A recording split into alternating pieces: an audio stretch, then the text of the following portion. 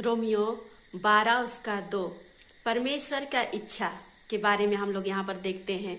परमेश्वर का वचन यहाँ पर लिखता है प्रियो कि हमारी बुद्धि के नए हो जाने से हमारा चाल चलन बदलता जाए। आमीन, हालेलुया।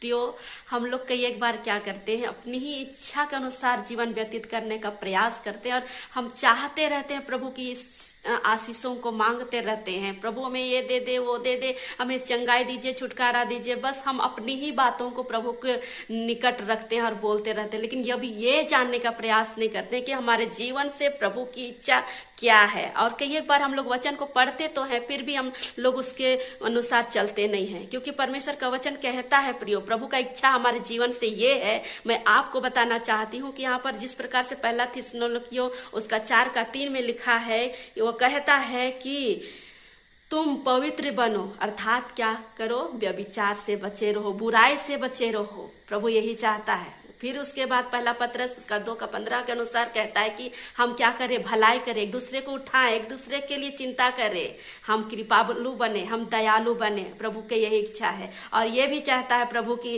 पहला थिस्सलुनीकियों 5 उसका 18 के अनुसार कि हम क्या करें, निरंतर उसको धन्यवाद करें, उसकी महिमा करें, क्योंकि प्रभु के वचन में लिखा है प्रियो, मत्ती उसका 6 उसका 10 में लिखा है कि परमेश्वर चाहता है, जैसे परमेश्वर यहाँ पर लिखा है कि तेरा राज्य आवे, तेरी इच्छा जैसे स्वर्ग में पूरी होती है वैसे इस पृथ्वी पर भी क्या हो, पूरी हो। स्वर्ग में क्या है? स्वर्ग में शांति है, आनंद है, आराधना है, स्तुति है, परमेश्वर की उपस्थिति है। स्वर्गदूत हमेशा उन्हें क्या बोलते हैं, पवित्र पवित्र पवित्र। तो प्रियो, आज जिस प्रकार स्वर्ग में प्रभु का राज्य है, परमेश्वर का इच्छा पूरी होती है, उसी प्रकार हमारे मनुष्य से, हम सभी से प्रभु का इच्छा यही है कि हम क्या करें, आराधना, स्तुति और उसकी महिमा करते अपने जीवन को जिए। जिस प्रकार स्वर्ग में ना रोग है, ना दुख है, ना बीमारी है, ना मृत्यु है, आज प्रभु चाहता है कि हम भी इस पृथ्वी पर, हम मनुष्य के जीवन में प्रभु देखना चाहता है कि हम शांति से भरा हुआ, छुटकारा से भरा हुआ,